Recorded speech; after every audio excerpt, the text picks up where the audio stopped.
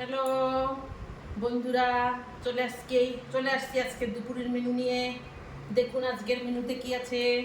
সাদা ভাত, শাক ভাজা, বাইন মাছের ঝোল, আলু দিয়ে রসুন দেওয়া হয়েছে, আর মাটে আলু, মাছ, সজনের ডাঁটা দিয়ে তরকারি।